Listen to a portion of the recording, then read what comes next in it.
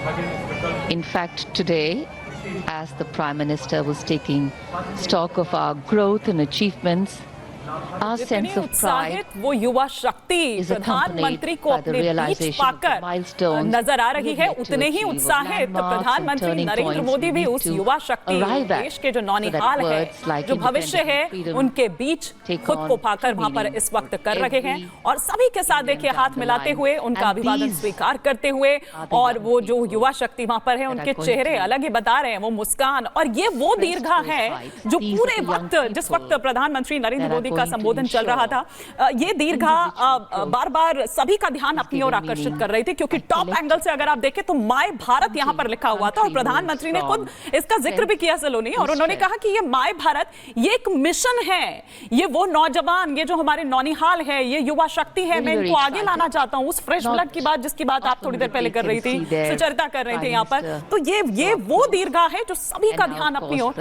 आकर्षित कर रहा है। बिल्कुल, और प्रधानमंत्री की ये एक खासियत रही है कि वो लोगों के बीच जाते हैं, लोगों के प्रधानमंत्री के रूप में, और खास तौर से जब भी स्वतंत्रता दिवस हम मनाते हैं, अब तो ऐसा लगता है ये तस्वीरें देखना हमारे लिए हमेशा की बात हो गई। देखिए प्रधानमंत्री लोगों से ग्रीट करते हैं और लोग कितने उत्साहित हैं उनको अपने बीच पाकर। देश का जो सर्वोच्च नेता है, जो पूरे देश को एक सूत्र में बांधने की कोशिश कर रहा है, वो उनके बीच जब पहुंचते हैं तो देखिए कोई फोटो लेना चाहता है, कैमरास ऑन हो जाते हैं, कोई फोटो लेना चाहता है, कोई हाथ मिलाना चाहता है, कोई उनसे बस कुछ कह देना चाहता है। उस तरह की एक छवि हम देखते हैं। और देखिए तस्वीरें देखिए, प्रधानमंत्री हर तरफ, ऐसा नहीं है कि इधर इस दीर्घा में जो लोग बैठे उनसे मिल रहे हैं तो दूसरी तरफ नहीं जा रहे हैं। सुचरिता, ये तस्वीरें अपने आप में बताती हैं, उत्साह लोगों में बढ़ जाता है जब प्रधानमंत्री पहुंचते हैं उनसे मिलने। प्रधानमंत्री की ये तस्वीरें लाल किले से, पिछले 10 संबोधनों को आपने सुना और उसके बाद जाहिर है कि आज चर्चाएं उनके इस 11वें संबोधन की होंगी, लेकिन बहुत महत्वपूर्ण संदेश जो आज के इस संबोधन में थे, देश की महिलाओं के लिए हमेशा अवसर की बात प्रधानमंत्री करते हैं, और आज जब उन्होंने महिला अत्याचार पर बात रखी है लाल किले के प्राचीर से, तो उन्होंने कहा शासन प्रशासन ये सुनिश्चित करे कि महिलाओं के खिलाफ जो अपराध हैं उनमें ऐसी सजा हो कि वो एक नजीर बने, वो एक सबक बने। बहुत महत्वपूर्ण संदेश आज लाल किले के प्राचीर से प्रधानमंत्री नरेंद्र मोदी का। उन्होंने वन नेशन वन इलेक्शन की बात कही, उन्होंने एक समान सिविल कोड की बात कही। अब ये वो सारे संदेश हैं जो दर्शाता है कि इस देश को किस दिशा में आने वाले समय में ये प्रधान सेवक लेकर जाना चाहते हैं लोगों के बीच।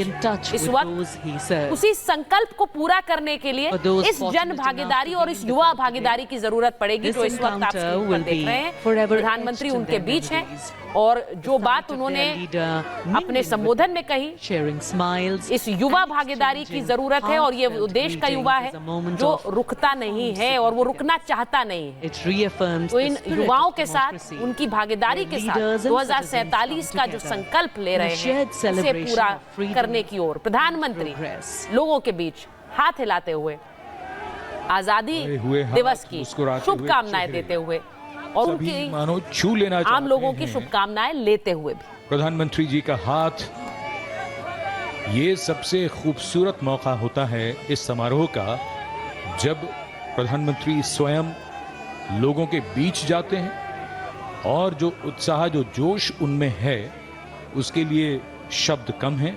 आप स्वयं देखिए।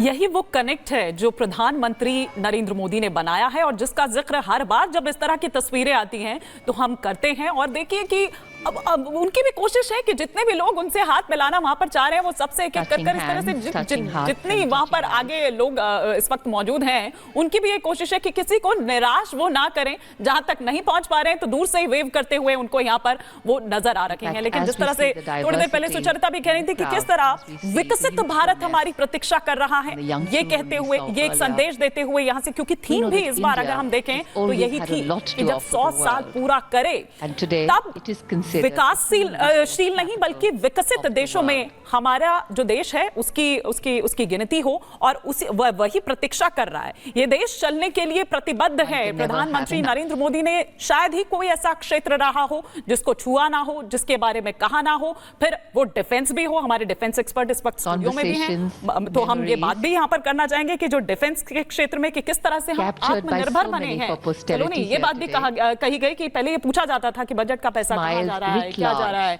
आज हम किस तरह से उसको इंपोर्ट कर रहे हैं या एक्सपोर्ट कर रहे हैं, उन तमाम बातों का भी जिक्र करते हुए पीएम यहाँ नजर आए। और प्रधानमंत्री की बातों में हर चीज का समावेश दिखा है, क्योंकि 2047 की चुनौतियां, 2047 का विकसित भारत अगर हम देखना चाहते हैं तो हमें हर एक क्षेत्र पर जोर देना होगा। और यही वजह है कि आज जब 97 मिनट तक देश को संबोधित प्रधानमंत्री ने किया तो उन्होंने ये भी कहा कि हम बुद्ध के देश हैं, युद्ध हमारी राह नहीं है, हम विकसित होने के सोचते हैं और उसी हिसाब से चलते हैं। उन्होंने ये भी बताया कि देशवासी भारत को कैसे देखना चाहते हैं, दुनिया को ये भारत एक स्किल कैपिटल बने, कैसे ग्लोबल मैन्युफैक्चरिंग हब बने, यूनिवर्सिटीज ग्लोबल हो, मीडिया भी ग्लोबल हो, स्किल्ड युवा विश्व की पहली पसंद बने भारत के। तो ये तमाम चीजें जिसका जिक्र किया उन्होंने, हर क्षेत्र में आत्मनिर्भर बनने की बात, सुपर फूड जिसको प्रमोट कर रहा है भारत लगातार, उसको हर डाइनिंग टेबल पर, दुनिया की हर डाइनिंग टेबल पर पहुंचाने की बात की, ग्रीन फील्ड सिटी बनाने की बात की, शासन प्रशासन में कैसे कैपेसिटी बिल्डिंग बढ़ाई जाए, तमाम जो चीजें हमने देखा। सुचरिता कि हर एक वर्ग पर ध्यान देते हुए और हर एक चीज पर फोकस करते हुए, क्योंकि अगर 2047 में वाकई भारत को विकासशील से विकसित होना है तो वो सफर तभी तय हो पाएगा। इन सभी लोगों के लिए और प्रधानमंत्री नरेंद्र मोदी ऐतिहासिक अवसर का साक्षी बन रहे हैं, गवाह बन रहे हैं। कार्यकाल के पहले संबोधन में लाल किले की प्राचीर से देश को संबोधित कर रहे थे। 2047 का जो एक मार्ग है, जो एक सफर है, उसकी शुरुआत उन्होंने सत्ता में आने के बाद से की, जो अमृत महोत्सव मनाने की शुरुआत की। और उस अमृत महोत्सव को आजादी के 75 साल, आजादी के कई सालों बाद भी देश की दशा और दिशा इस तरह से तय हो कि हम विकसित देश की ओर आगे अपना मार्ग प्रशस्त करें, इस पर प्रधानमंत्री नरेंद्र मोदी कई अवसरों पर बात करते हैं। और इसीलिए आज लाल किले की प्राचीर से उन्होंने उसी बात को दोहराया है कि 2047 तक कई ऐसे कदम उठाने होंगे और बतौर देश जन भागीदारी के साथ उठाने होंगे। प्रधानमंत्री आज काफी समय लाल किले में आए जो दर्शक हैं, जो अतिथि हैं, उनके बीच बिता रहे हैं। प्रधानमंत्री को आपने देखा है कई बार वो अक्सर अपने संबोधन के बाद बीच में आते हैं, लेकिन इस बार ऐसा लग रहा है ज्यादा समय दे रहे हैं, क्योंकि हम देखते हैं वो तकरीबन 5 मिनट के करीब होते हैं, लोगों के बीच फिर निकल जाते हैं। लेकिन इस बार वो काफी समय लोगों के बीच इस देते हुए नजर आ रहे हैं, उनसे मिलते हुए। और अब उनके यहाँ से जाने के बाद उनके भाषण की जो बड़ी बातें हैं, जो बड़े बिंदु हैं, उन पर चर्चाएं स्वाभाविक हैं। ये तस्वीरें लाल किले से आती हुई। तीसरे टर्म में 3 गुना काम करूंगा, ये भी प्रधानमंत्री ने कह दिया। अब आप सोच लीजिए, जो 3 गुना काम करने की वो बात कह रहे हैं, और ये तस्वीरें जो हम देख रहे हैं युवाओं के बीच, प्रधानमंत्री का ऊर्जा कहीं से कम नहीं लगती है। उनकी ऊर्जा को लेकर कितने डिस्कशंस होते हैं, कितनी चर्चाएं होती हैं, ये एनर्जी कहां से आती है प्रधानमंत्री में। और ये देख लीजिए लोगों के बीच है और उसी उत्साह और ऊर्जा के साथ लोगों के बीच मिलते हुए। बिल्कुल आपने ठीक कहा सुचरिता, और हम हमेशा इस ऊर्जा के बारे में, जैसा आप खुद ही कह रही हैं, कि चर्चा करते हैं, लेकिन हम यहाँ पर ये बता रहे हैं कि किस तरह से आज जो ये संबोधन दिया प्रधानमंत्री नरेंद्र मोदी ने, वो सभी वर्ग के लोग और सभी क्षेत्र उसमें जिसके बारे में उन्होंने कहा कि अब आगे क्या प्लान है, वो रूपरेखा क्या है, वो खाका क्या है, उसको लेकर। लेकिन यहाँ यूसीसी की अगर हम बात करें, यूसीसी पर प्रधानमंत्री नरेंद्र मोदी ने ये कहा कि जो मौजूदा जो समान नागरिक संहिता है उससे सांप्रदायिक बताया, समान नागरिक संहिता में बदलाव जरूरी है, ये बताया।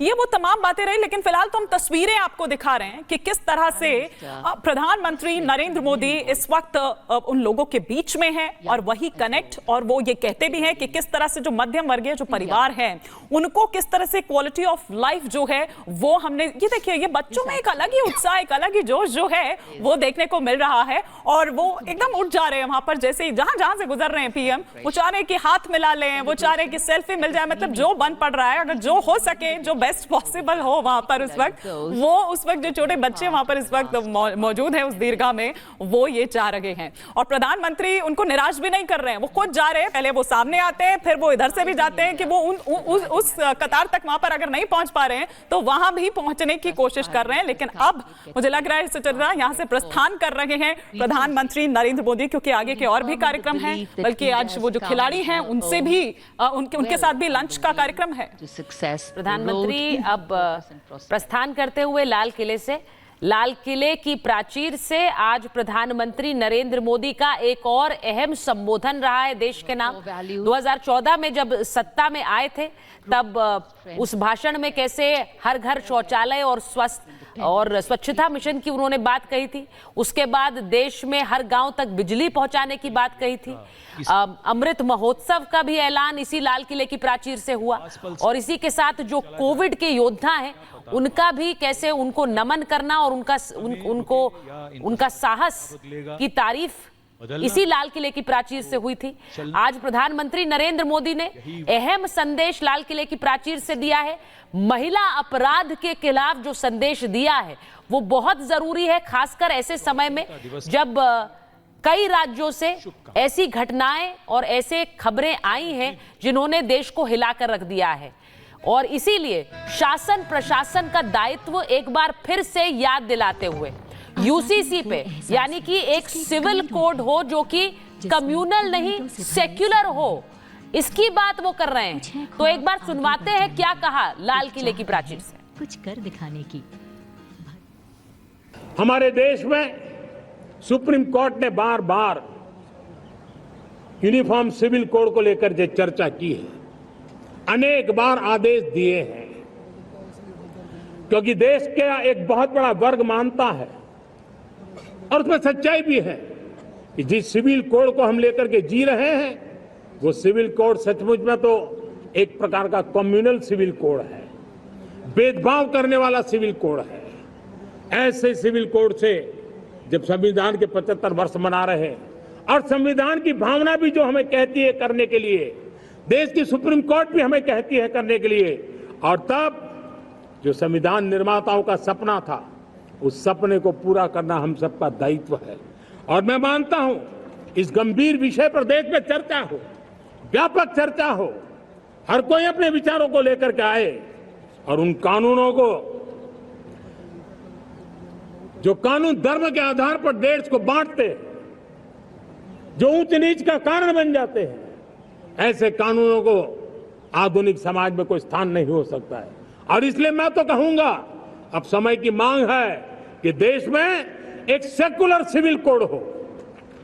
हमने कम्युनल सिविल कोड में 75 साल बिताए हैं, अब हमें सेक्युलर सिविल कोड की तरफ जाना होगा, और तब जाकर के देश में धर्म के आधार पर जो भेदभाव हो रहे हैं, सामान्य नागरिक को जो दूरी महसूस होती है, उससे हमें मुक्ति मिलेगी।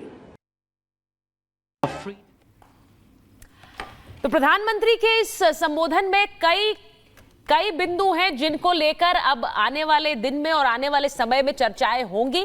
प्रधानमंत्री लाल किले की प्राचीर से जब एक सेक्युलर सिविल कोड की बात करते हैं, colonel Singh coming to you, तो वो एक सीधी एक समानता की बात कर रहे हैं। वो एक, हम जानते हैं कि जैसे देश के कानून जिस तरह से एक समान पिरोए हुए हैं, सिविल लॉज अभी भी उस तरह से नहीं पिरोए हुए हैं, और शायद वो समानता की बात एक फौजी ज्यादा अच्छी तरह से समझ सकता है जिस तरह की एक समानता सेना में है। क्यों नहीं है सिविल लॉज? अगर आप मुझे इजाजत दें 10 सेकंड में, आप लोगों ने एक बड़ी अच्छी सी बात करी थी कि आज प्राइम मिनिस्टर की भागीदारी जनता के साथ, युवा के साथ और नारी के साथ आपको दिखी। मैं जो श्रोता है ना उनको दिखाना चाहूंगा कि ये जो हमारी 3 बेटियां यहाँ बैठी हैं स्टूडियो में, जिनको आप अंदर से नहीं देख पाते, इनका चेहरा देखना था जब ये भागीदारी की बात थी। मुझे तो 2 मिनट को ऐसा लगा कि ये खुद तीनों की तीनों जाकर प्राइम मिनिस्टर के साथ बैठी हुई हैं और वहां बात कर रही हैं। इनके चेहरे पर जो चमक और जो स्माइल थी, इट इज फिनोमिनल। ऐसी मैंने स्माइल शायद इन्हें कभी नहीं देखी जो ये प्राइम मिनिस्टर को जब डिस्क्राइब करती है, उसमें जो मेरे को नजर आई। आपने बात करी एक और आत्मनिर्भरता की। देखिए, आत्मनिर्भरता क्या है? आत्मनिर्भर आप जब ही तो होंगे जब आप और मैं एक जैसी सोच रखेंगे। और वो कैसे आएगी? जब आप और मैं एक जैसे लॉ के साथ गवर्न किए जाएंगे।